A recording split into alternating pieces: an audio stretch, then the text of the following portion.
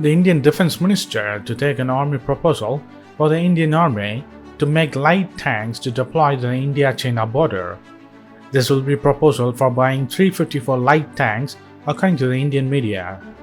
The Indian Army has issued specifications for its future light tank, which has been named as Zorawar. The tank has been named after the general who led the multiple victories in the Tibet, which is now controlled by the Chinese pralay. The Indian Army officials have said that to overcome the limitation faced by the medium battle tanks and equip the Indian Army for all the contingencies in the high altitude areas, the marginal terrain, and the island territories besides its utilizations in the plains, semi-deserts, and deserts, it is now important to induct the light combat tanks. The Indian Army had to induct a considerable number of T-72 and T-90 tanks in operation areas, gaining tactical surprises over the adversary and thereby forcing the adversary on a back foot. However, the tanks were primarily designed for the operations in plains and desert terrains, having their limitations when employed in the high altitude areas. They face a similar handicap when employed in the marginal terrain of Run-of-Kutch of India, an official said to the Indian news media agency. Amid the ongoing conflict with China, the Indian Armed Forces are now going to acquire pralay ballistic missiles which can hit the targets from 150 to 500 kilometers along with the light combat tanks. The proposal moved by the Indian Defence Forces is at the advanced stage and is scheduled to be taken up for the clearance during the high-level meeting this week, according to the Indian news media. The proposal is also important as it comes at the time when the Indian forces are working on the creation of the rocket force, which has been in discussion at the highest levels in the Indian Defence Ministry for a long time. Recently, the Indian Navy Chief Admiral stated that they were already working on the creations of the rocket force to counter enemies on the border. The missiles was successfully tested twice on 2 consecutive days last year in December, and since then, the forces are working towards its acquisitions and induction. With a range 150 to 500 kilometers, pralay is powered by a solid propellant rocket motor and other new technologies. The missile guidance system includes state-of-the-art navigation and integrated avionics. Pralay is a quasi-ballistic surface-to-surface missile. The advanced missile has been developed in a way to able to defeat the interceptor missiles. It can change its path after covering a certain range in mid-air. As such, missiles have a tremendous capability to warn troops to destroy or take out enemy air defense sites or similar high-value targets. The pralay missiles, along with the BrahMos supersonic cruise missiles, would be the longest-range tactical weapon system in the defense forces of India, as long as their range strategic weapons are controlled by the Strategic Forces Command. So what do you think?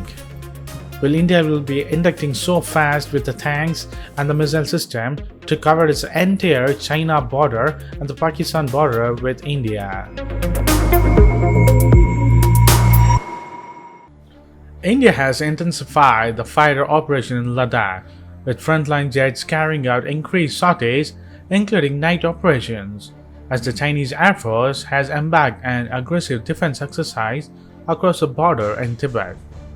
According to the Economic Times of India's sources, fighter aircraft including Rafales and Su-30 MKI fighter jets have been operating enhanced frequency from Leh and Thias Air Base for the past few days from India, even as the People's Liberation Army's Air Force has activated its air defense network and is conducting a large-scale exercise involving its combat jets.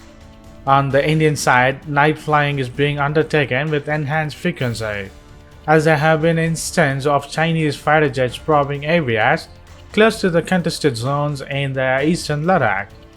In an instance, a Chinese fighter jet flew close to the contested area around 4 a.m. in late June, triggering a response from the Indian side. The incident did not escalate into a bigger crisis as the Chinese combat jet did not reach the border, but a formal protest was lodged by the Indian side as per the established border talk mechanism. According to the Indian news media Economic Times of India's sources, the Chinese air defense network across the border, which includes the latest S-400 systems procured from the Russia and locally manufactured HQ-9 systems, have been activated, and the combat jets deployed at the bases facing the Indian borders are carrying out increased sorties. China has also moved several of its advanced J-20 fighter jets to an airbase close to the Indian border. Since the Gulf War crisis in 2020, when the Chinese army diverted a large group of ground forces that were conducting a routine exercise to contested area in the eastern Ladakh, the Indian forces have been on high alert for any unusual activity.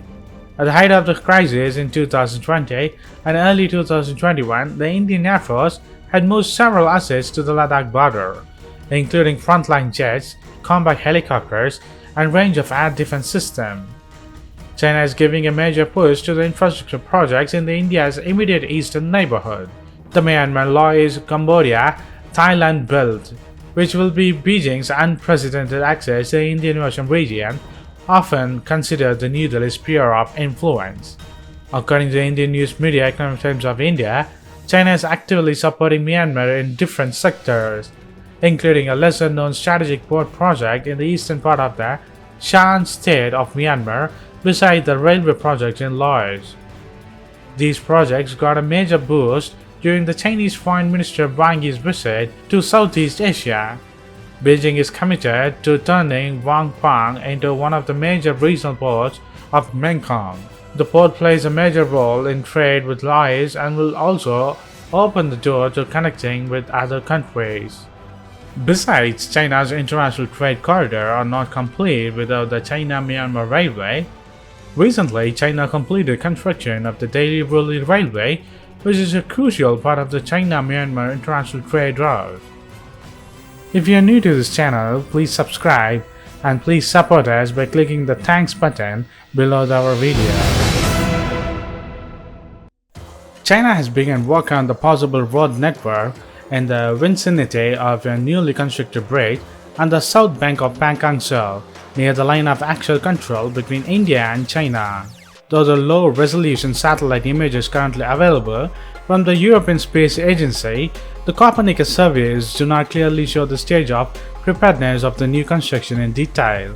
The images are clear enough to see the site clearance and likely roadwork of the south of the bridge. The news changes were first discovered by the Twitter user Damian Simon. If you like this video, please give a like and a subscribe. And thanks for watching. This is WC Daily. Think big, think different. Bye.